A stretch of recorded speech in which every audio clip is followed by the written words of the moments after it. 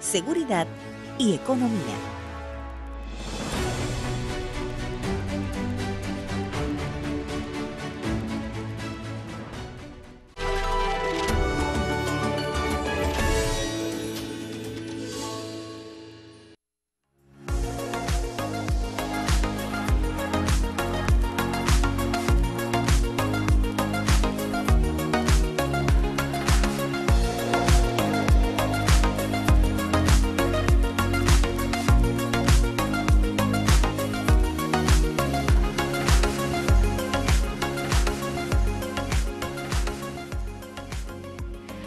Buenas tardes, sea bienvenido a este espacio de martes que iniciamos recordando la cercanía de una de las fechas más importantes en la historia de la nación.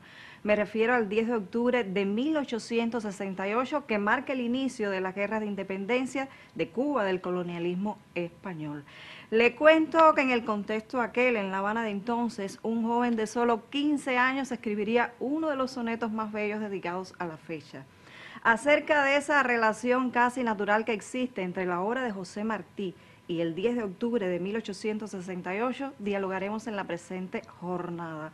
Por lo pronto seguimos con nuestro segmento reseña que aborda otros tópicos relacionados con la fecha. Acompáñenos.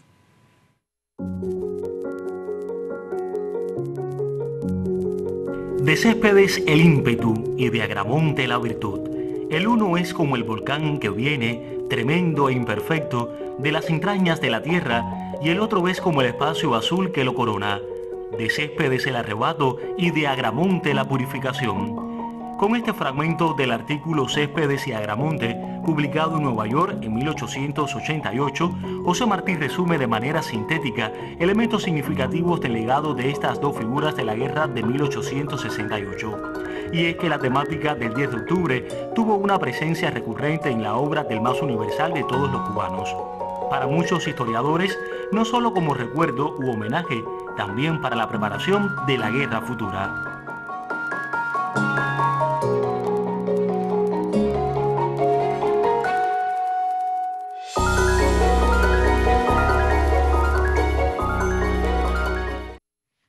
Y para dialogar acerca del tema que le proponemos en este espacio de martes, me place muchísimo recibir al máster en Ciencias Agustín Rodríguez, quien es además profesor de la Universidad de Cienfuegos. Muy buenas tardes. Muy buenas tardes a usted. Bienvenido como siempre al espacio. Realmente es un tema muy apasionante, Agustín.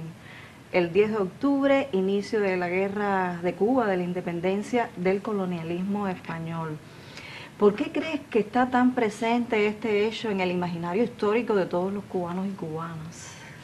Bueno, vamos a referirnos al 10 de octubre y a la mirada de Martí sobre la fecha y a la continuidad de Martí sobre la fecha. Está tan presente porque marcó el inicio de las guerras de independencia por liberarse del yugo colonial español.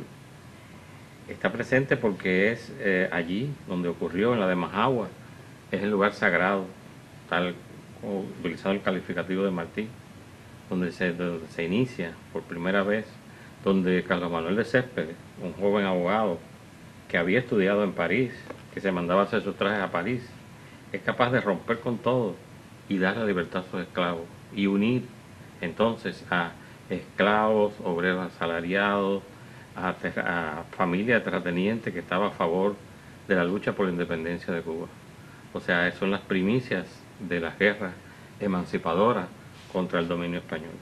Me llama muchísimo la atención, Agustín, que en esa fecha, el 10 de octubre de 1868, el joven José Martí tenía 15 años. ¿Cómo lo vivió aquel alumno de Mendive? Bueno, aquel alumno de Mendive había sido hijo de españoles. Por tanto, estos españoles no tenían, las ideas que tenían eran a favor de España. Sin embargo, Martí, en el Colegio de Segunda Enseñanza de Mendive, recibe la influencia de este profesor que tenía ideas libertarias. Recibe la influencia también de literaria, porque se nucleaba allí lo mejor de la literatura de la época, de los escritores de la época. Y comienza entonces, ya desde esa etapa, a ver las diferencias que existían y a sentir la discriminación a que eran sometidos la población y los negros sobre todo. Y entonces cuando se entera por Mendive y los otros profesores de que se había producido este alzamiento por parte de Carlos Manuel de Céspedes, pues entonces que crea su soneto al 10 de octubre. Un soneto que podría decir que anuncia la presencia de lo que sería un gran poeta. ¿Cómo lo ves tú, Agustín? Es el primer escrito publicado de José Martí, que se publica en el periódico que se llamaba Siboney, que era manuscrito, y este periódico pasaba de mano en mano entre los alumnos de segunda enseñanza y entre los propios profesores. Es un tipo de composición no muy frecuente en la obra martiana, está el soneto, pero es un soneto en el que refleja las ansias libertarias, lo que había ocurrido, la significación que tenía el hecho, la emancipación de los esclavos, la unión de todos y el temor, por otro lado, que comenzaba a sentir la clase dominante por lo que estaba sucediendo, que hasta ese momento pues no había sucedido. O sea que es un soneto que indiscutiblemente debemos conocer todos los cubanos y cubanas.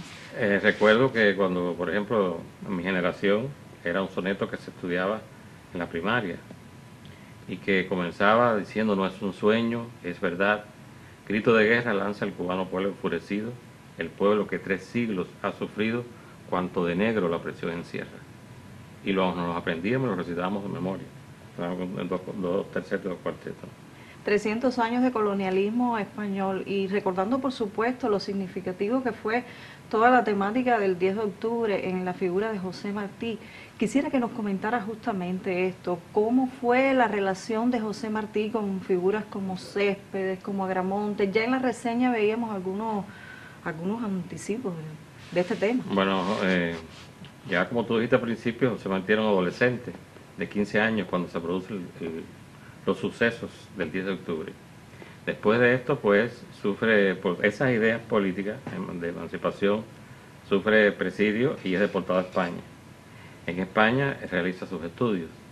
Después hay una segunda deportación a España, y ya en Estados Unidos pues se encarga entonces de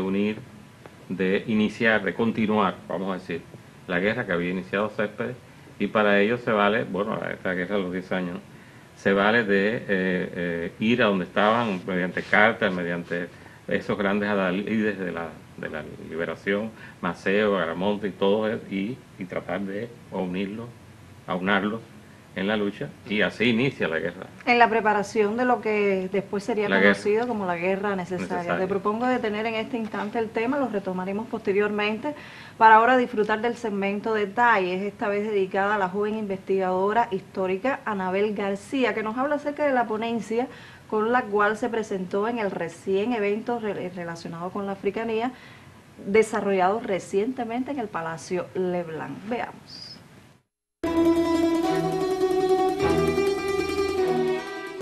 Una ponencia dedicada al ingenio Carolina, pero sobre todo a la memoria de sus esclavos, para un poco seguir el rastro de qué fue de esos esclavos luego del proceso de esclavitud, cómo se emancipan, cómo se insertan a la vida cotidiana luego de la esclavitud, y sobre todo también hacer una mirada a sus descendientes, porque es una manera también de conectar el pasado con el presente, que es algo que a veces los ciudadanos no comprendemos, e incluso no nos damos cuenta que nuestras propias familias han sido protagonistas de esos grandes procesos. Entonces un poco es lo que estamos tratando de abordar acá, con lo del ingenio Carolina. También se hablará un poco del Cabildo de Arará y lo que ha representado el asociacionismo como parte también de las dinámicas de esos ex esclavos y sus descendientes. Y también haremos una mirada a la documentación del ingenio Santa Rosalía.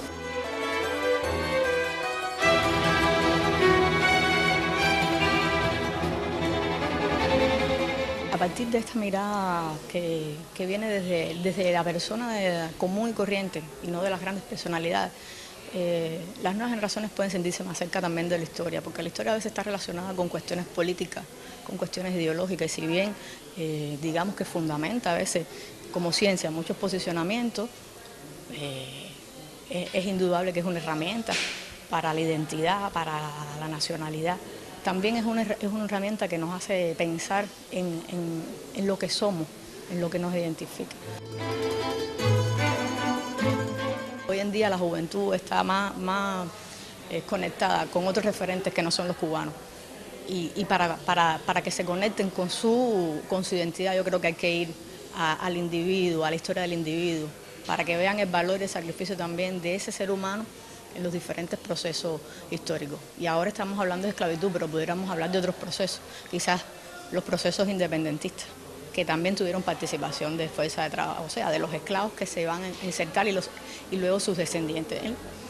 Ya sea en la era de los 10 años, en la era del 95, o si vamos a hablar también de la etapa republicana, también una mirada diferente, desde la gente humilde, de la gente que es la mayoría. Gracias, Anabel García, una joven apasionada realmente por la historia. Nosotros seguimos aquí en este contexto conociendo mucho más acerca de la relación que existe entre la figura de José Martí y la fecha del 10 de octubre de 1868. Veíamos esta entrevista, Agustín, a mí realmente me llama muchísimo la atención cuando veo cómo cuando los jóvenes se apasionan por la historia o por otras temáticas, logran realmente resultados maravillosos. Hablábamos de la preparación de la guerra necesaria, de cómo Martí tuvo la posibilidad de contactar, de conocer con figuras de la guerra de los 10 años, tiempo después, cuando se encontraba inmerso en esta labor. Pero te propongo volver al origen del hecho, a la de Majagua. ¿Cuánto simbolismo hay en aquel lugar relacionado con ese momento? Bueno, primero, Martí insistió muchas veces en dos hechos fundamentales, dos sucesos fundamentales: la guerra de los 10 años y el 10 de octubre. Una y otra vez insistió sobre eso. Y ya en Estados Unidos realizó cada vez que llegaba el 10 de octubre, realizó toda una serie de discursos, fueron 5 en total. Y el primero fue en el templo masónico, que tenía mucho vínculo con la gesta emancipadora, en honor a la fecha del 10 de octubre. Incluso este artículo con el que se inicia el programa, Céspedes y Agramonte, se publica un 10 de octubre. O sea, hay mucho vínculo entre Martí, la fecha y la guerra de los 10 años. Y en estos discursos, pues él exhortaba a los cubanos a la lucha, exhortaba a los cubanos a unirse, analizaba las causas que habían provocado que la revolución no triunfara anteriormente y cómo poder superarlas para seguir adelante, y sobre todo a la unión, a la unidad. Ahora, sobre el lugar, la de Majagua, hay toda una serie de datos curiosos. Primeramente, toma el nombre del árbol, ¿no? Y segundo, hubo una época en que se dijo que no era de Majagua, que era de Majagua.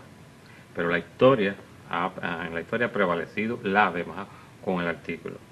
Porque realmente este ingenio fue un ingenio que inicialmente perteneció a José Joaquín Palma, que fue otro luchador por la gesta emancipadora.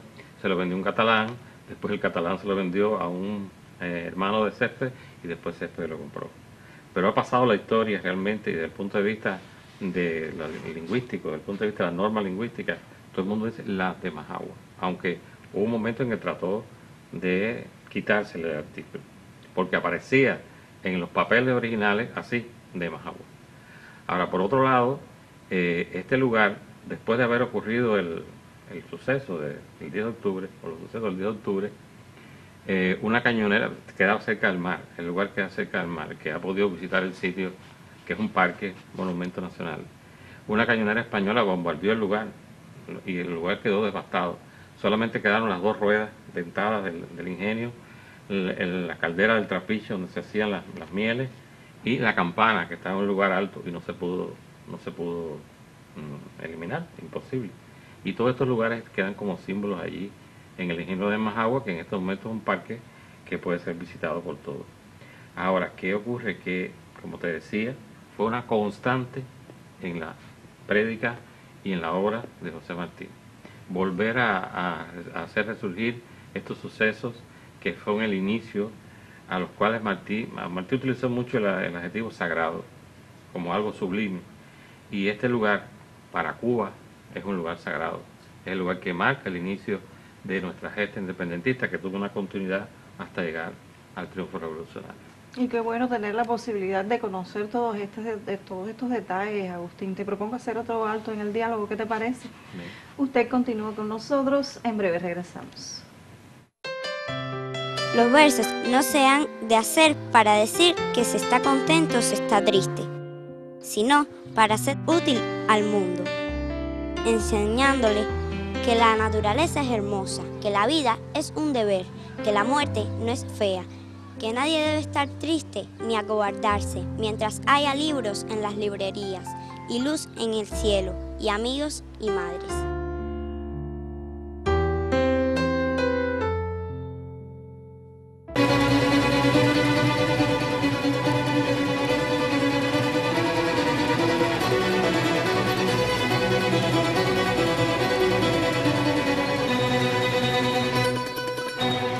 Mantengo dialogando con Agustín Rodríguez, profesor de la Universidad de Cienfuegos, acerca de la relación natural, apasionada que existe entre la figura de José Martí, su obra, y los sucesos del 10 de octubre de 1868.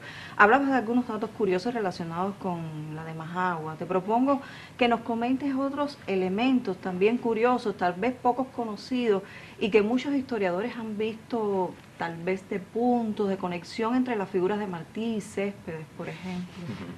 Hay muchas cosas que recoge la historia y que después de analizarlas son puntos de contacto entre estas dos grandes figuras, a pesar del tiempo en que las dos tuvieron y las diferencias, su periodo de vida, ¿no? Y las diferencias desde el punto de vista epocal.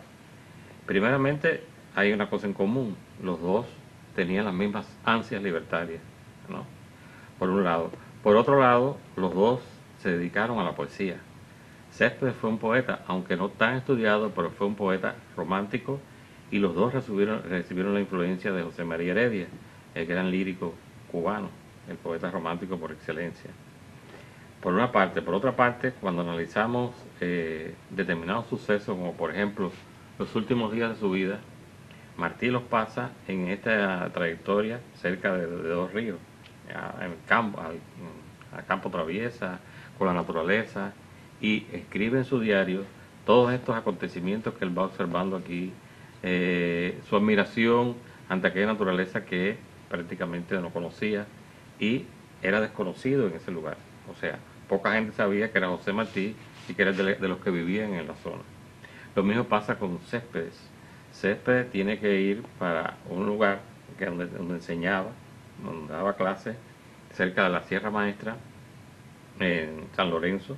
El lugar se llama San Lorenzo, donde también describe en su diario de campaña de igual forma estos acontecimientos de la naturaleza, y se inspira, escribe poesía sobre la naturaleza, hace descripciones de naturaleza, tanto uno como el otro, en sus diarios.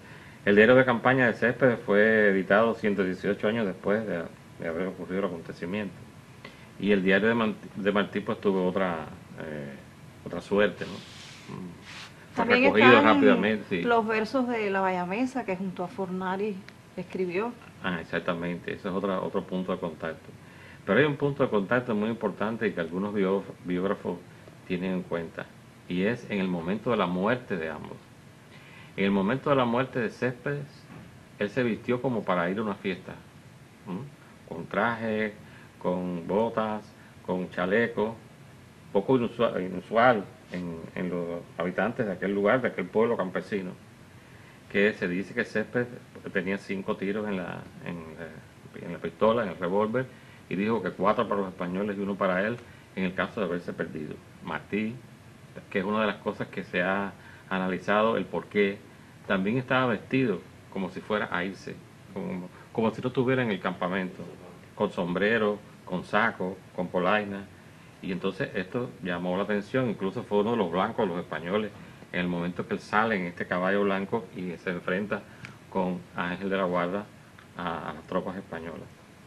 Martí estaba solo en ese momento, solamente con este joven que prácticamente desconocía, y Céspedes estaba solo también a la hora de la muerte. Pero por otro lado, el cadáver de Céspedes fue sacado de la fosa, arrastrado por la hierba y llevado hasta un lugar, de un hospital, que lo pusieron para que la gente lo viera. En el lugar donde estaba Céspedes prácticamente era desconocido, solamente por las personas que estaban allí. Y en el caso de Martí, no sabían quién era, no sabían a quién habían matado.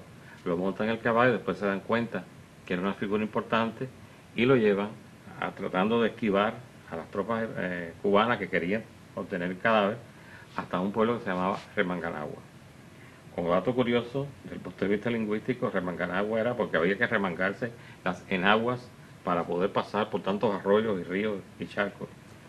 Y entonces lo entierran, a Martí lo entierran en abre un hueco, lo entierran junto con un español que había fallecido, pero a poco tiempo después se dan cuenta que habían enterrado una gran figura y se le ocurre al general español sacarlo 3 o 4 días, que el cadáver estaba prácticamente en putrefacción, sacarlo y hacerle una autopsia y retratarlo. O sea que son coincidencias realmente de la historia relacionada con estas dos figuras. Vamos a detener nuevamente el diálogo, Agustín. Continuamos entonces con la segunda parte del segmento Detalles y de la entrevista a Anabel García. De alguna manera Orlando García, incluso el propio Irán Millán, han venido trabajando desde hace varios años, y otros historiadores, museólogos. Es decir, ha sido un recorrido largo de la historia del ingenio Carolina. Y yo creo que ahora en un nuevo contexto se ha propiciado que desde el departamento y liderado por el doctor Noscavi Pérez y la casi doctora Madelaine Miranda, un proyecto que está vinculando a la universidad con la empresa Tecnoazúcar. Y de alguna manera los historiadores hemos estado confluyendo para, desde la ciencia, realizar aportes para lo que se está preparando para ese proyecto que tiene que ver con una ruta turística y tal. Y que tiene que ver también mucho más que por una ruta turística y exponer quizás a un turismo que la comunidad de alguna manera sepa y se beneficie de esta impronta, que yo creo que también el conocer el lugar donde estás implica también el cuidado, la identificación, y yo creo que por ahí va la cosa. Pero tiene que ver con los vínculos también del Departamento de Historia de la Universidad de Cienfuegos con las instituciones, esa mirada a extramuros hacia afuera de la universidad, que también es necesaria, no solamente en las aulas.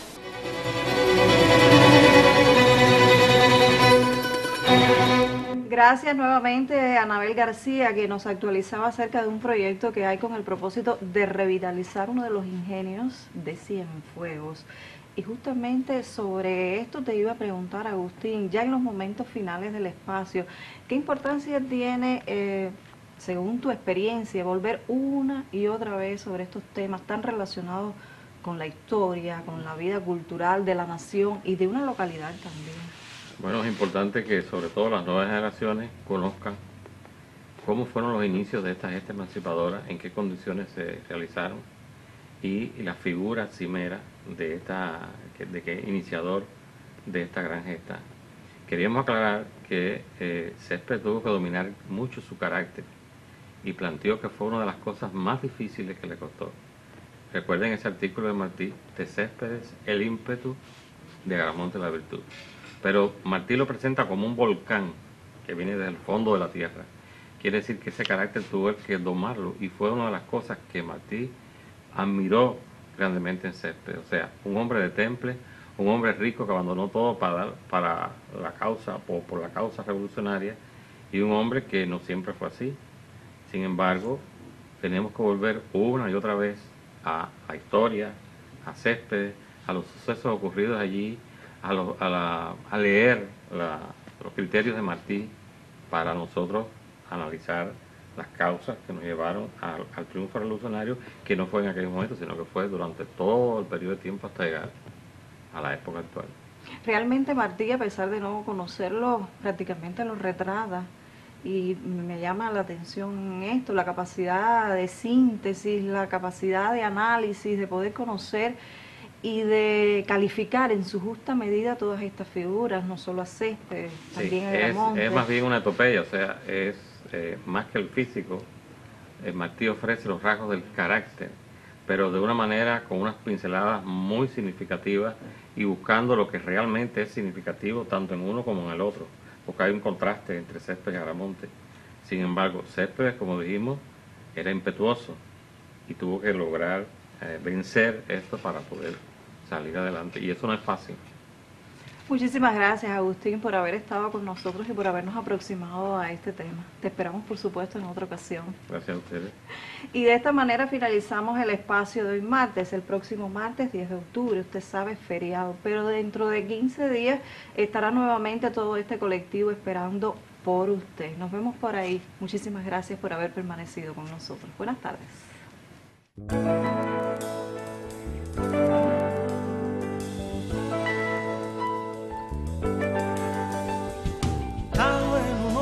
también toda la primavera.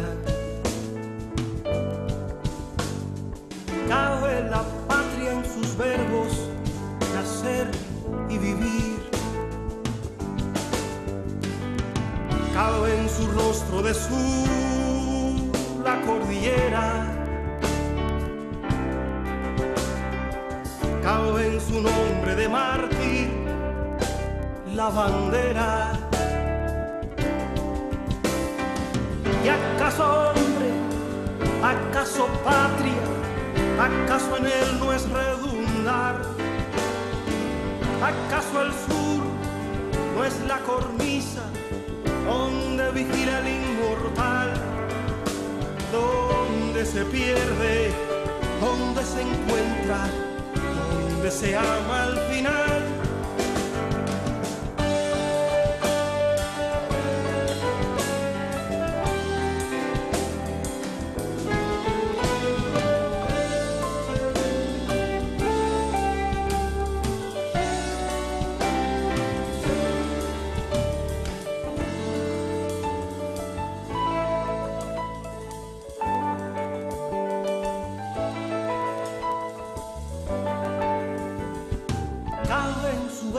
La luz del alba al ocaso. Caben los hijos del siglo de la libertad. Caben antorchas de cuerpos centenarios. Cabe en su grito la fe y lealtad.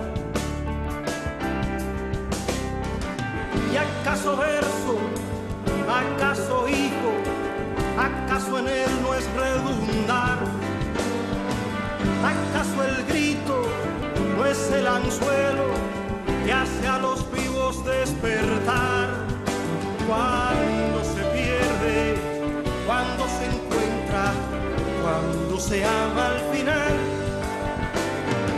¿Y acaso hombre, acaso patria, acaso en él no es